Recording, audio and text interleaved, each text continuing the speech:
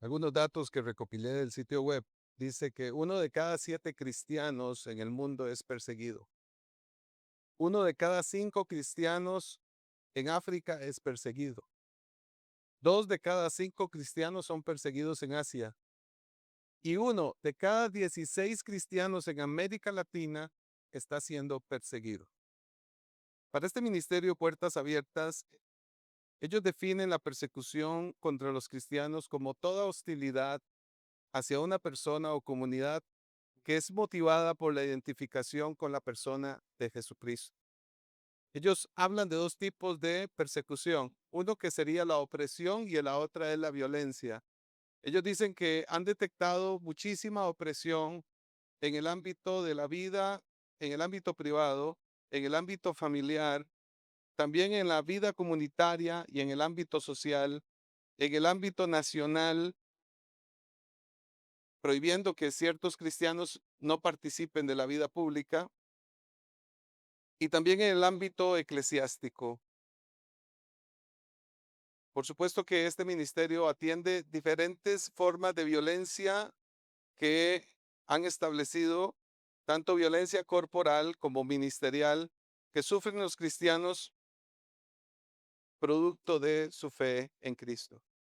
Hay una guía de oración que este ministerio tiene, que se las compartía hoy a las 10 de la mañana, antes de iniciar la reunión. La tienen en el grupo de difusión de WhatsApp. Ahí se las envié para que puedan consultar, y aquellos que el Señor hable a su corazón, que nos acompañen en oración por esta iglesia en el mundo entero que está viviendo la persecución, la violencia y la opresión por la causa de Cristo. Hoy, al igual que lo hace este sitio web, apelamos al derecho de la libertad religiosa y creencia, que es un derecho fundamental.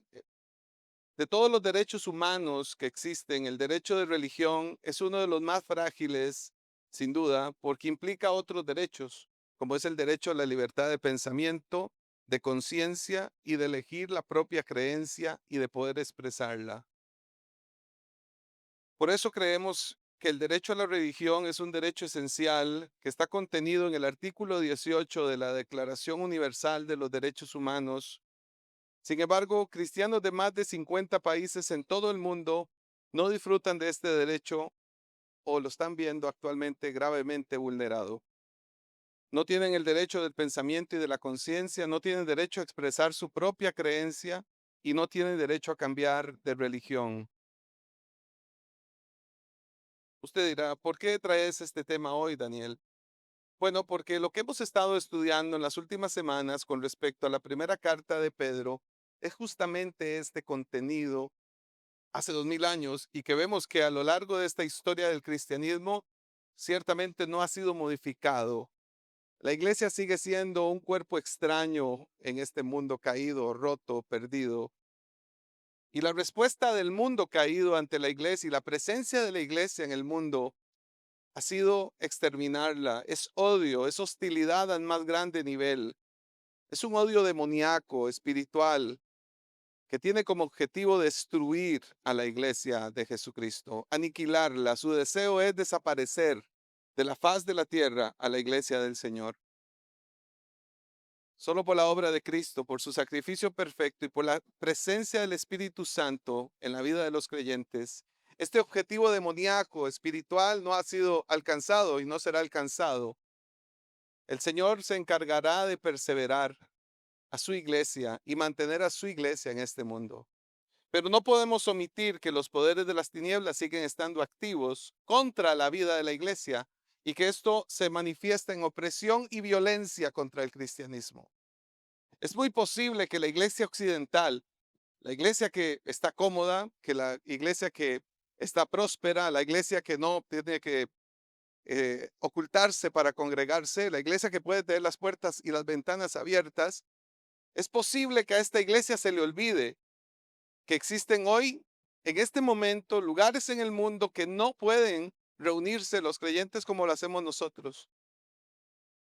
Que hoy en esta misma hora existen lugares donde están destruyendo iglesias cristianas, están asesinando a cristianos. están martirizando a cristianos por causa de su fe. Y nosotros no podemos dejar de pensar en esto. No podemos omitir esta condición que la vida de la iglesia vive en algunos contextos del mundo. Es nuestra responsabilidad como creyentes velar por ellos, orar y apoyarlos en lo que podamos, así como lo enfocaremos en la próxima conferencia de misiones, que es la iglesia en el contexto de guerra.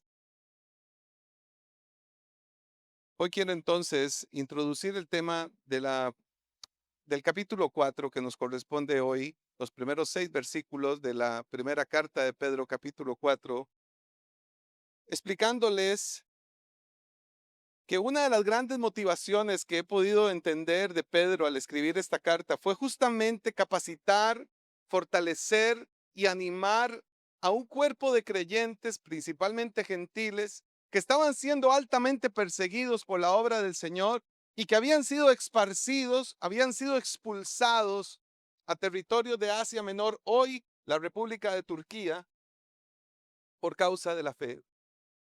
Pero yo escucho un consejo de pastor de Pedro, en el corazón de un pastor como Pedro, que no puedo dejar de decírselos.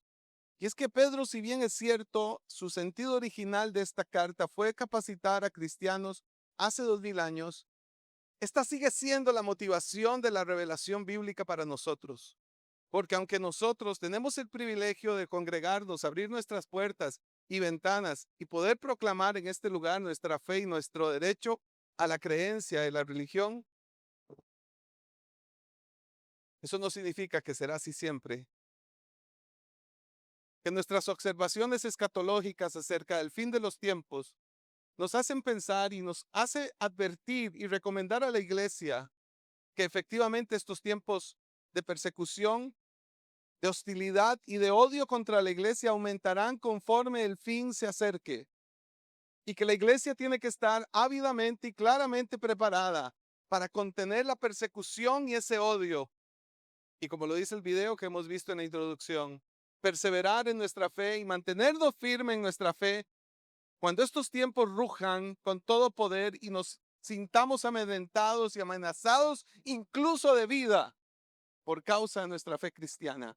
La pregunta en la introducción de este sermón es, ¿estaría yo dispuesto a entregar mi vida por la obra de Jesús? ¿Estaría yo dispuesto a entregar mi vida si, si tuviese que ser amenazado por causa de nuestra fe? Hoy desde este lugar puede ser que la respuesta parezca obvia. Todos diríamos, sí, claro, por supuesto. Pero ¿qué pasará cuando un arma esté frente a nosotros?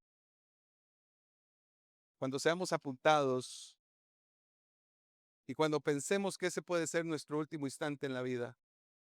¿Estaríamos dispuestos a tener una confesión fiel de Cristo y mantener fiel nuestra confesión al Señor en un momento así?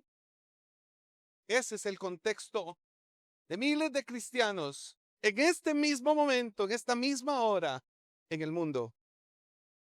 Y puede llegar a ser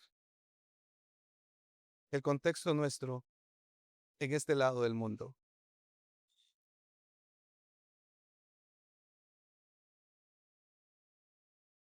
¿Cómo enfrentar el sufrimiento de la persecución? Esa es la gran pregunta que Pablo contesta en esta epístola. ¿Cómo el cristiano tiene que enfrentar la persecución? No obviando que aquí, como lo he explicado en otros domingos atrás, existen creyentes aquí entre nosotros que están siendo perseguidos por causa de la fe. Nosotros mismos como congregación aquí hemos sido perseguidos por causa de la fe.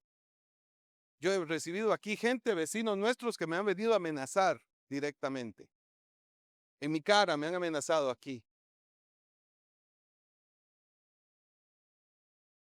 Entonces, que no omito el hecho de que hay esposas aquí que se casaron con hombres no creyentes y que esos esposos no creyentes las amenazan y viceversa. También veo hombres creyentes aquí que son amenazados por sus esposas no creyentes. Hay casos así aquí también.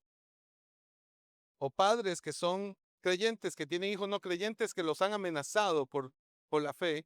Y también he visto hijos creyentes con padres no creyentes que los han amenazado de expulsarlos de su casa, de su propia familia, por causa de la fe. Mis queridos hermanos, la persecución es absolutamente real y no ha desaparecido y llegará a desaparecer hasta el día en que Cristo aparezca en los cielos. Por eso, vemos relevante este tema, absolutamente pastoral y absolutamente necesario para que la iglesia de hoy nutra una visión, una cosmovisión bíblica y espiritual de cómo enfrentar la persecución. Ante esto, llamemos al apóstol Pablo en la primera carta a Pedro, capítulo 4. Le invito a abrir su Biblia conmigo y disfrutar de esta exposición que Pedro nos da.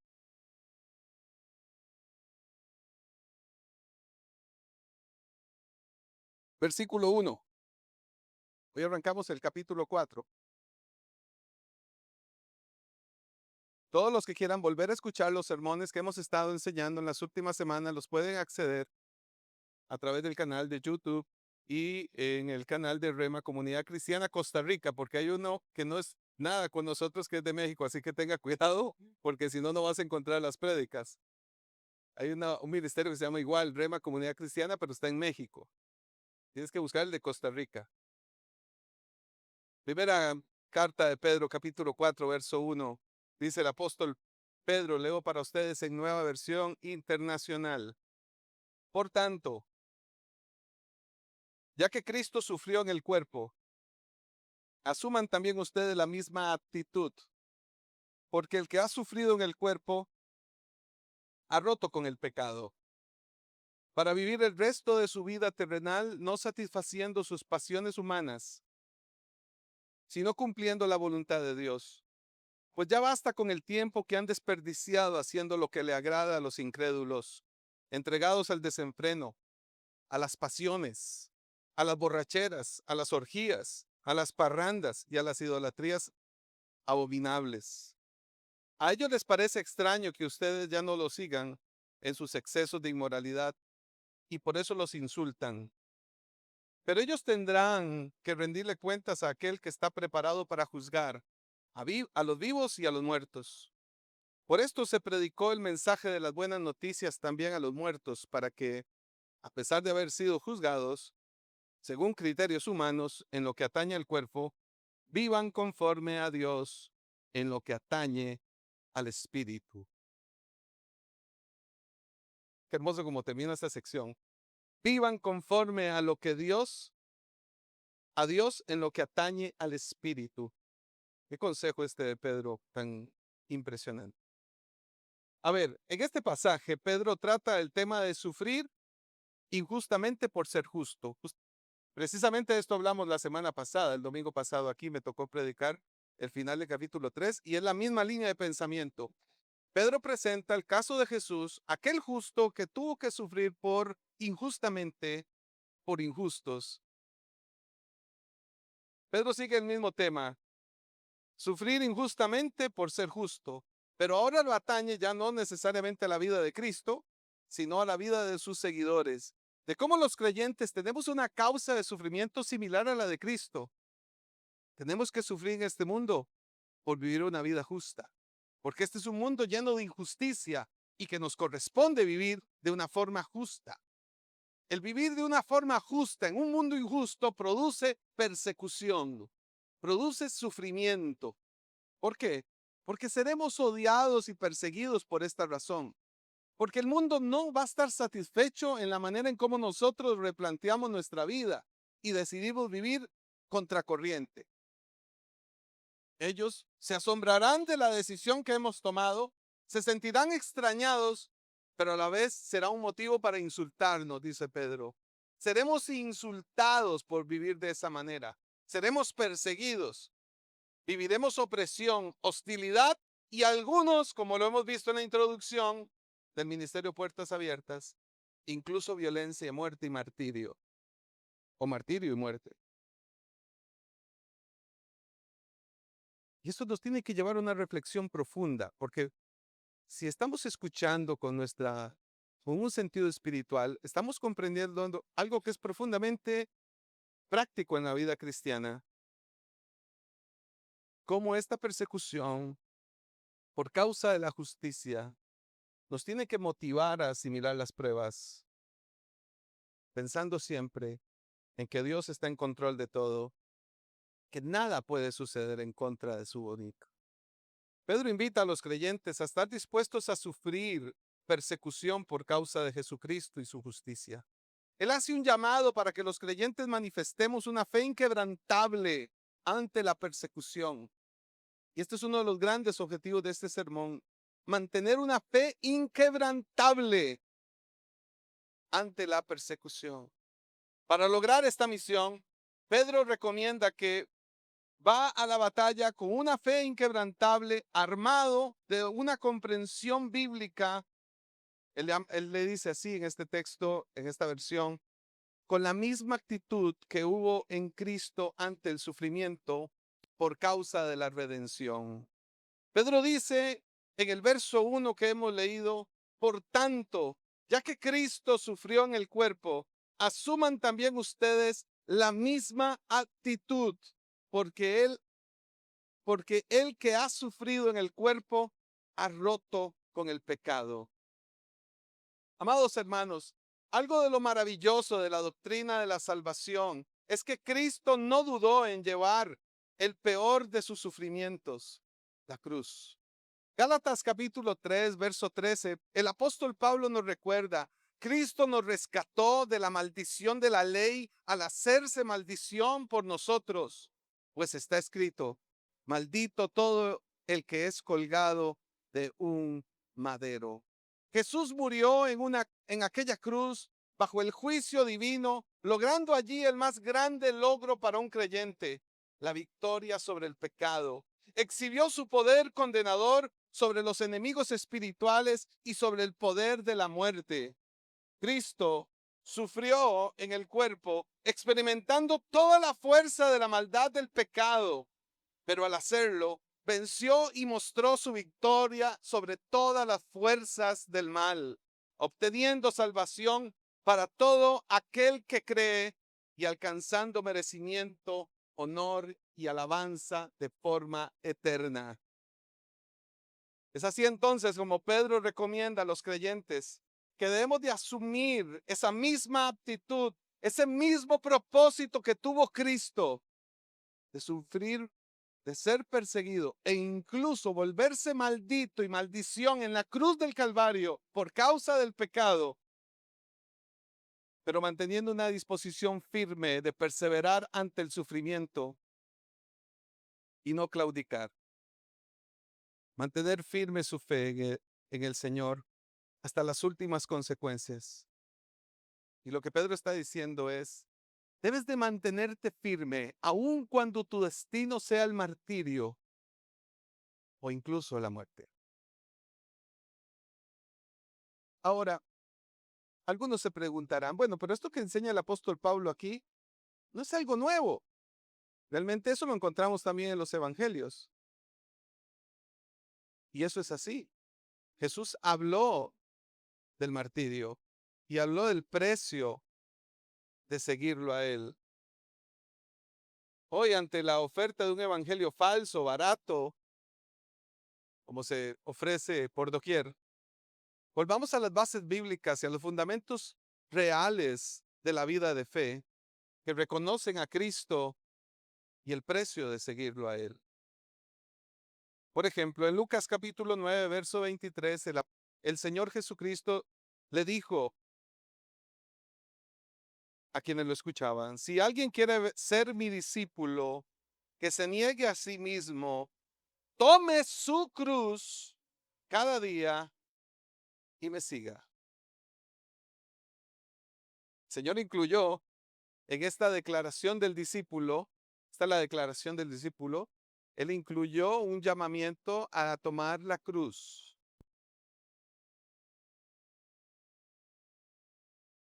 Él no dijo que iba a ser un jardín de rosas la vida cristiana. Él advirtió porque él sabía, porque él mismo lo experimentó, porque él mismo lo sufrió de la forma más extrema, que el seguir a Cristo tendría las implicaciones de una cruz. Y esto significa, en el contexto del sermón de esta mañana, que tomar la cruz implica una obediencia firme hasta la muerte por seguir a Cristo. no puede ser una decisión condicionada a nuestro bienestar. Y no puede ser condicionada a una decisión a si nos sentimos bien. El Evangelio no fue creado para que usted y yo nos sintamos bien.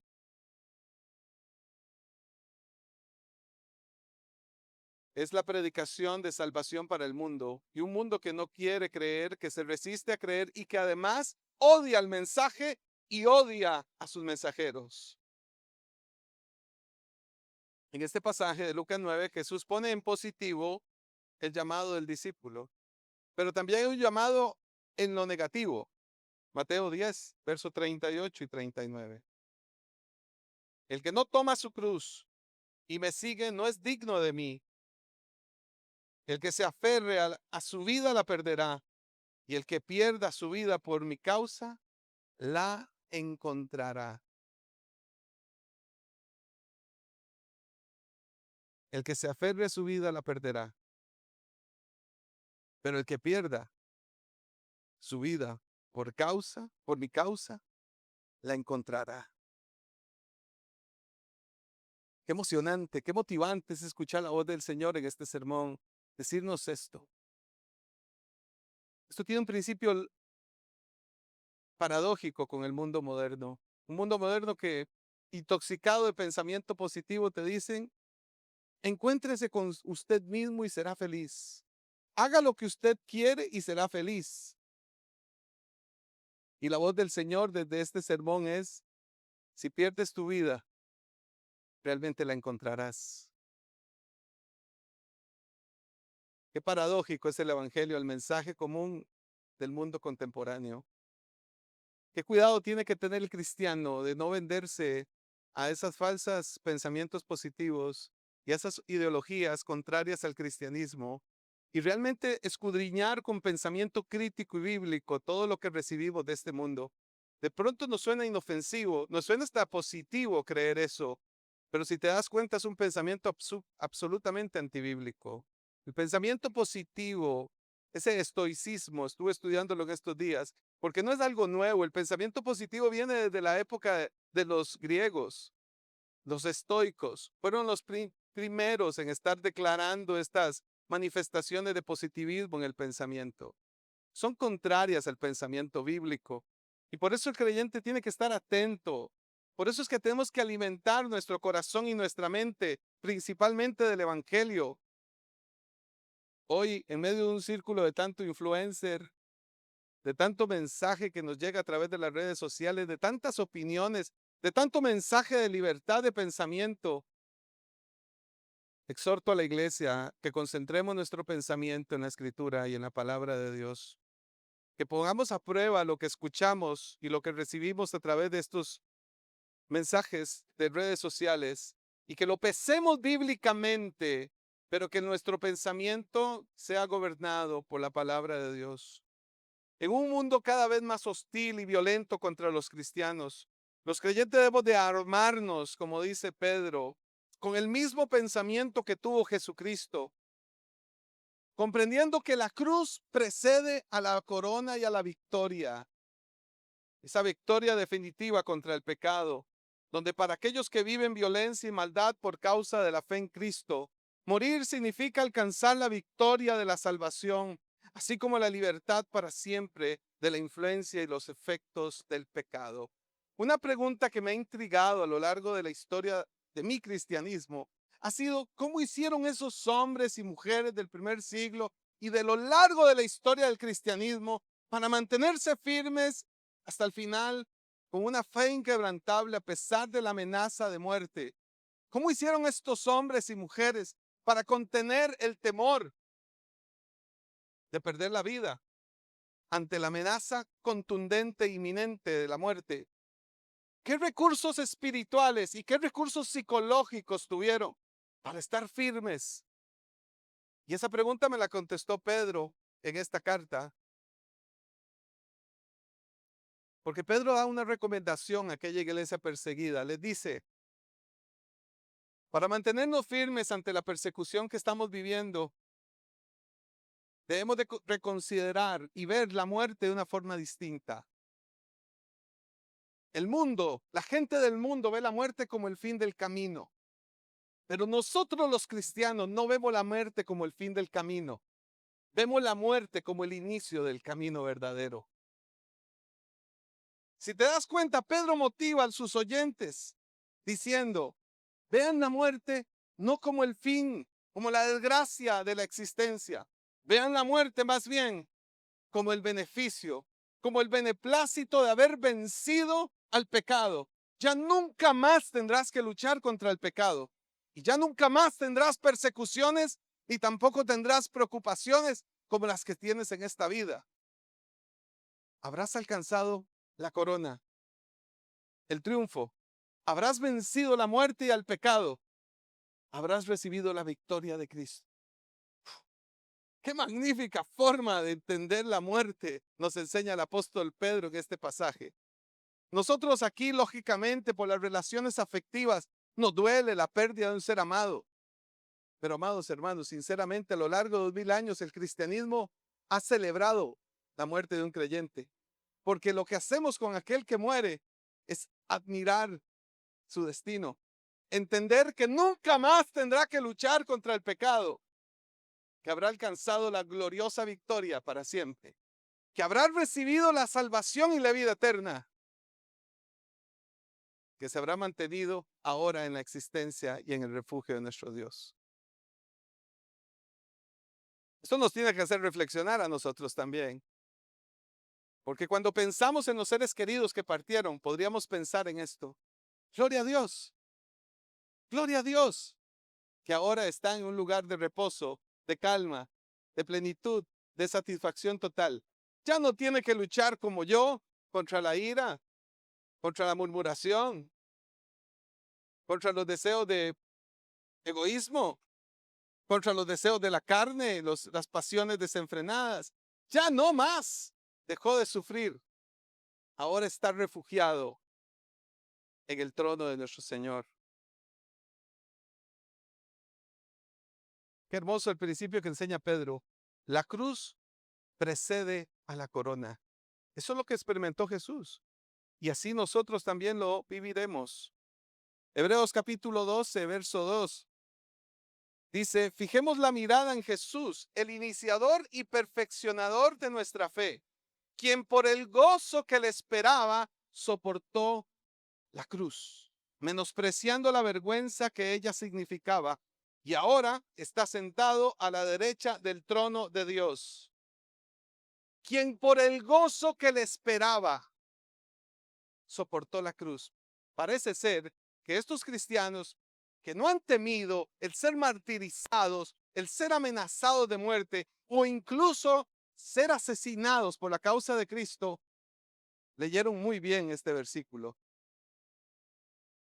Porque así como Cristo soportó el martirio, la persecución e incluso su peor experiencia, como lo ministramos en la cena del Señor, el cargar el pecado en aquella cruz y experimentar el abandono del Padre, por el gozo que le esperaba, soportó la cruz. Lo que estamos aprendiendo en un sentido muy práctico del cristianismo de hoy es que una forma de enfrentar la cruz es pensando en el destino más allá de la cruz, en el resultado después de la cruz.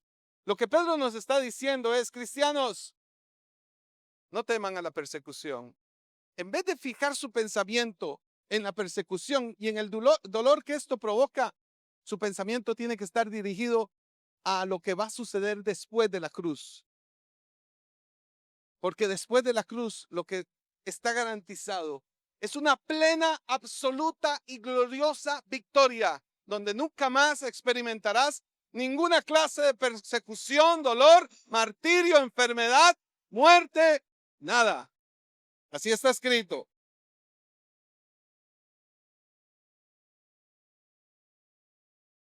Quien por el gozo que le esperaba soportó la cruz. Yo pienso a Jesús en el huerto de Getsemaní, en esa oración fuerte que tuvo antes de ir a la cruz. Y pienso en este versículo de Hebreos tan hermoso. Pienso a Jesús fortaleciéndose en el propósito de su muerte, armándose, como dice Pedro en la Reina Valera, armándose en su pensamiento como un soldado, definiendo cuál va a ser el resultado de esta obra que él va a conquistar en la cruz del Calvario. Ahora veo entonces a Jesús sin temor a llevar la cruz. Claro, su sufrimiento no era la cruz, su sufrimiento no era cargar el pecado. Su gran sufrimiento fue entender que al cargar la cruz experimentaría el rechazo de su Padre, al convertirse en pecado por nosotros. Jesús sabía que su muerte en la cruz conquistaría el pecado para siempre, y esto provocó un gozo en él que lo impulsó a enfrentar el sufrimiento con seguridad y valentía. En 1 Corintios capítulo 15, el apóstol Pablo dice: cuando lo corruptible se revista de lo incorruptible y lo mortal de inmortalidad, entonces se cumplirá lo que está escrito: la muerte ha sido devorada por la victoria. Qué hermoso como lo dice esta versión. La muerte fue tragada por la victoria. Se la tragó la victoria a la muerte. Y entonces hay una declaración que todos conocemos, el verso 55. ¿Dónde está, oh muerte, tu victoria? ¿Dónde está, oh muerte, tu aguijón? El aguijón de la muerte es el pecado y el poder del pecado es la ley. Pero gracias a Dios que nos da la victoria por medio de nuestro Señor Jesucristo. Vamos, digámoselo juntos hoy. Gracias, Jesús, por la victoria que nos diste por medio de nuestro Señor Jesucristo. Amados, esto es muy importante. Esto lo hemos enseñado otras veces. No es el tema del fondo de hoy, pero hay mucha gente en la iglesia que sufre del temor a la muerte. Viven una suerte de persecución mental constantemente porque tienen miedo a morir. A ver, replantee bíblicamente ese pensamiento. Replantéese bíblicamente ese temor. ¿Realmente es justificable para mi mente que siga temiendo por la muerte cuando la muerte para un creyente es completa plenitud, completa victoria? Porque es la corona del creyente. No, es que lo que me duele es dejar a mis hijos. No, claro, cuando le ponemos afectividad a esto, a todos nos va a doler. Pero es que tenemos que preparar a nuestros hijos también para comprender esta enorme y grandiosa revelación.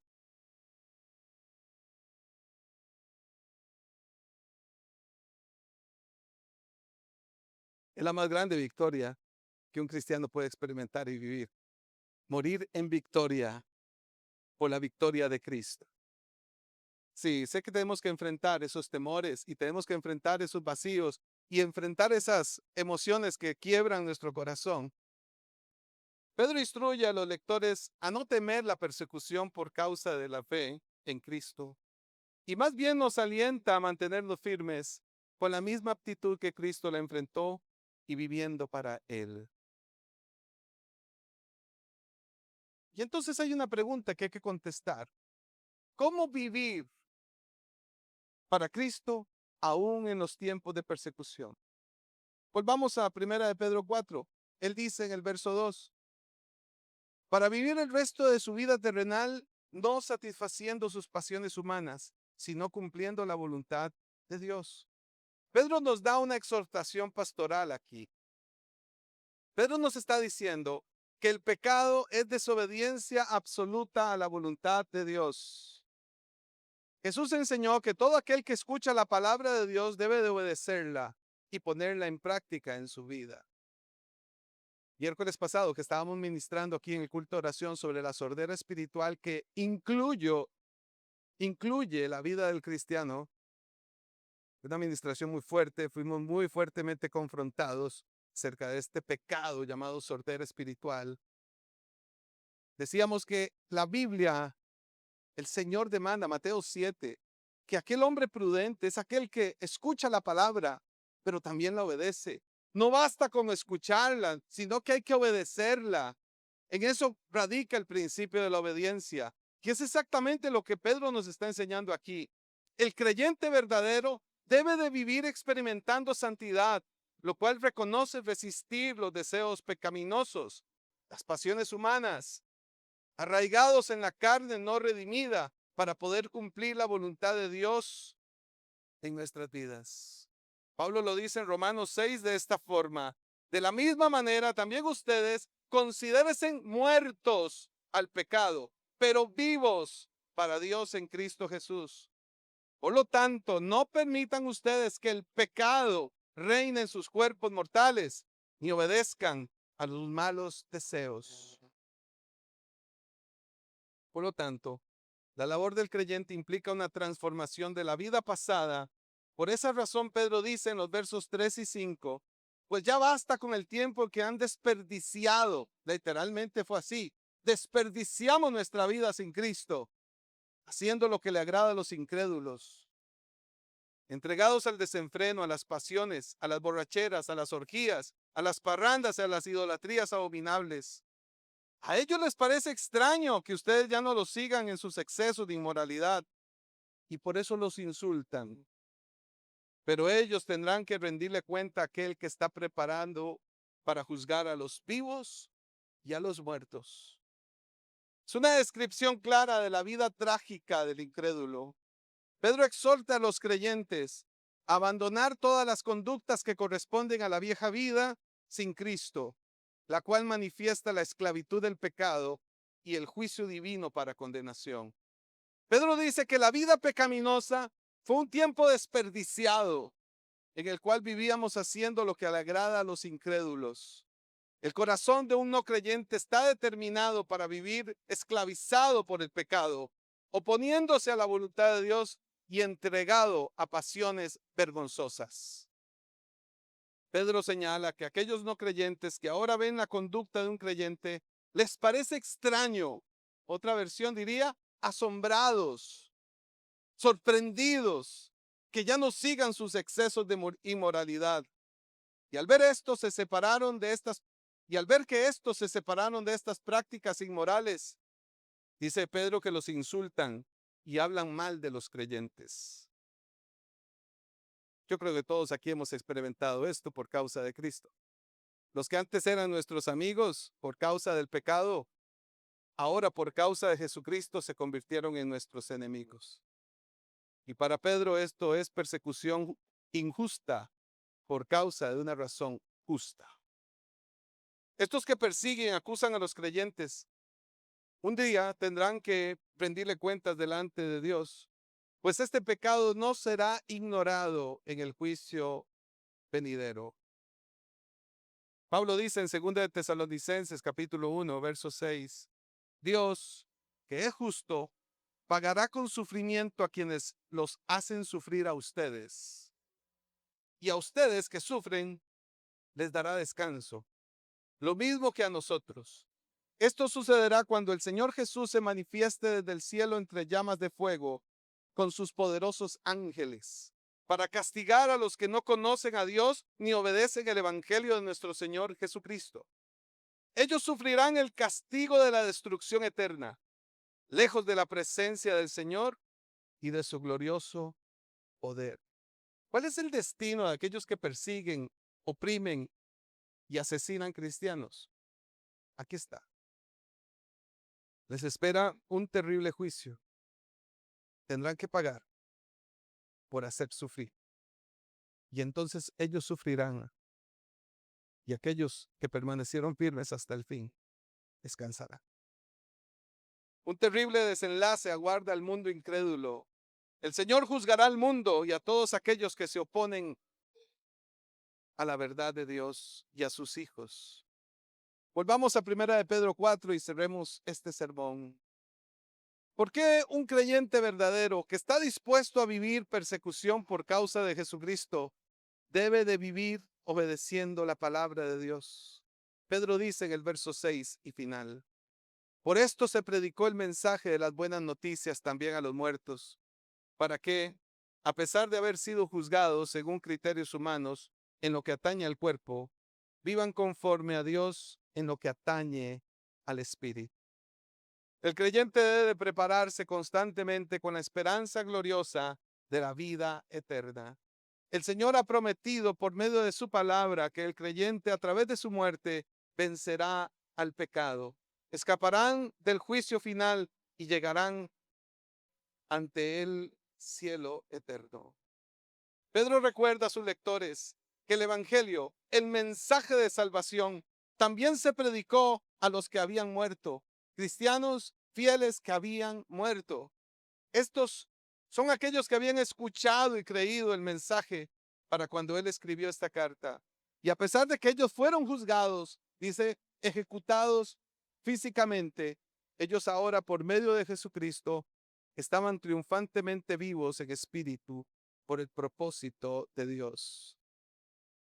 ¿Cómo están todos nuestros familiares que han muerto en Cristo? Triunfalmente en el Señor, triunfalmente vivos en espíritu en el Señor. La muerte ya no tiene poder para quitar la vida espiritual de los creyentes, pues esta vida tiene carácter eterno y descansa en la obra redentora de nuestro Señor Jesucristo. Hebreos capítulo 12, verso 23 dice, la iglesia de los primogénitos inscritos en el cielo se han acercado a Dios, el juez de todos, a los espíritus de los justos que han llegado a la perfección. ¿Dónde están aquellos que murieron con Cristo? Están en la presencia del Señor. ¿Y en qué estado están? Han llegado a la perfección. Así lo describe la Escritura. Llegaron a la perfección. Mire, yo entiendo la parte emocional, pero seríamos muy egoístas en pensar, Señor, qué dolor, devuélvenos a los que perdimos. ¿Cómo le vamos a pedir eso? Si ellos han llegado a la perfección, eso tiene que ser causa de consolación para todos nosotros. No podemos ser tan egoístas de pretender, ¿por qué te lo llevaste? Porque lo perfeccioné. ¿Por qué me lo quitaste? Porque lo escogí, porque pagué el precio por él. ¿Por qué me lo arrancaste? Porque era mío, no tuyo. Me pertenece. Era mi hijo. Y lo compré al precio de mi sangre.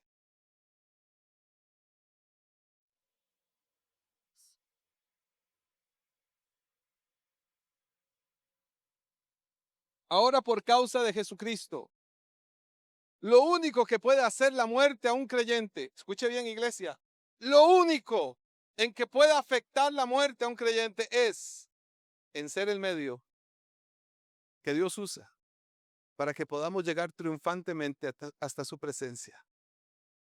Eso es la muerte en la vida de un creyente.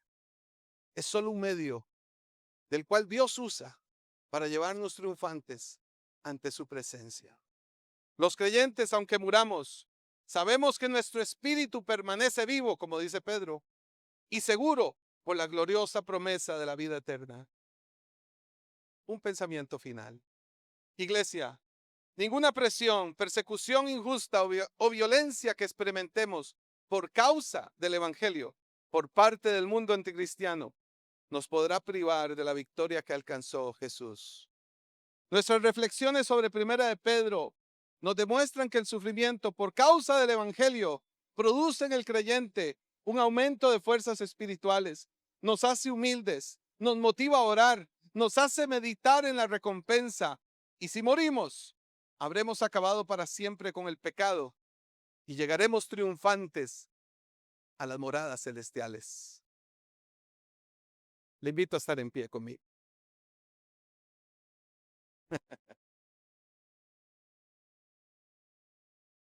Así de hermoso es el Evangelio, así de poderoso y firme es. Y aquellos que murieron en Cristo, que resucitarán primero, por cierto, dice Pablo en Tesalonicenses, ellos están disfrutando plenamente de esta gloriosa victoria en la presencia de nuestro Señor. Termino con un pasaje de 2 Corintios capítulo 4, versos 16 y 18. Es un mensaje para la iglesia, es un mensaje para todos nosotros. Dice Pablo, por tanto, no nos desanimamos. Al contrario, aunque por fuera nos vamos desgastando, Que lo digan mis canas y mis arrugas. Por dentro nos vamos renovando día tras día. Pues los sufrimientos ligeros y efímeros que ahora padecemos producen una gloria eterna que vale muchísimo más que todo sufrimiento. Así que no nos fijamos en lo visible, sino en lo invisible, ya que lo que se ve es pasajero, mientras que lo que no se ve, el Espíritu vivo que el Señor puso en nosotros, lo que no se ve es eterno. Pastor, entonces, ¿dónde debo de poner mi mirada en la prueba? En Cristo, en su victoria y en su promesa, que será fiel hasta el final de nuestra vida. Y como lo hemos entendido hoy, y que nos acompañará para siempre, hasta la eternidad. Cierra tus ojos conmigo. Démosle gloria a Cristo.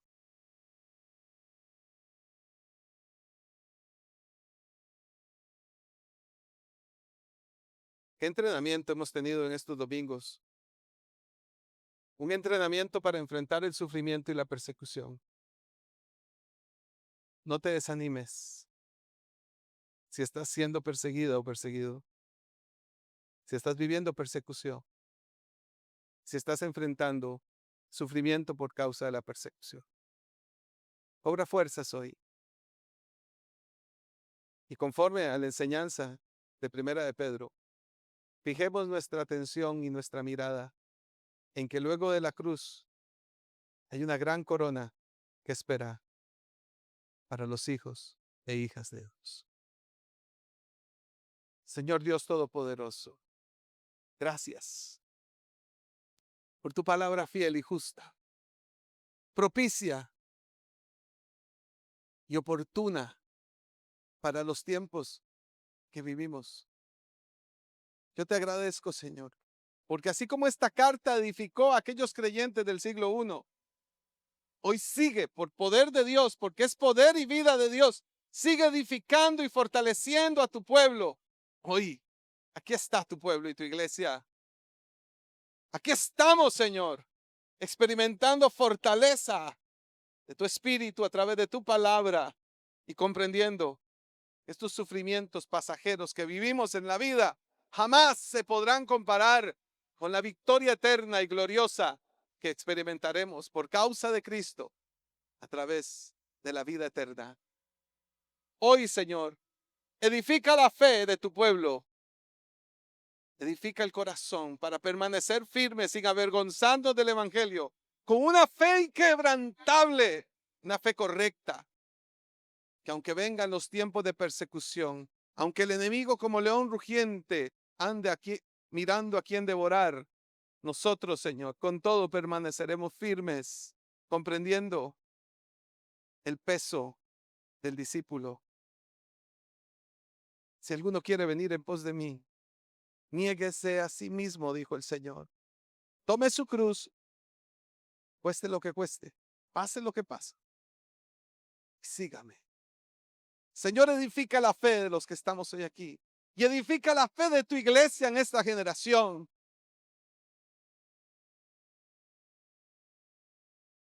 Que carece de este sentido de urgencia espiritual. Edifica tu iglesia en este tiempo, Señor, a que sea una iglesia fiel, permanente, con un sentido de propiedad y un sentido de responsabilidad, de no avergonzarnos de ti y estar dispuestos a permanecer firmes hasta el final de nuestros días, comprendiendo que cuando partamos de este mundo, nos espera, nos aguarda la enorme victoria que Cristo alcanzó por nosotros, ser libres del peso del pecado y alcanzar la vida eterna en tus moradas celestiales. Qué hermoso, Señor. Gracias, porque esta promesa también nos edifica ante el sufrimiento de aquellos que padecen por causa de la muerte de amados, de padres, de hermanos, de hijos, Edifica nuestros corazones sobre ese sufrimiento. Edifícanos en ti, mi Señor. Ahora, Señor, como lo enseñaste en Mateo 7, ayúdanos, pues habiendo escuchado tu palabra, ahora somos responsables de obedecerla. Vayamos a casa a cumplir esta misión. Un abrazo, que tenga una excepcional semana en Cristo.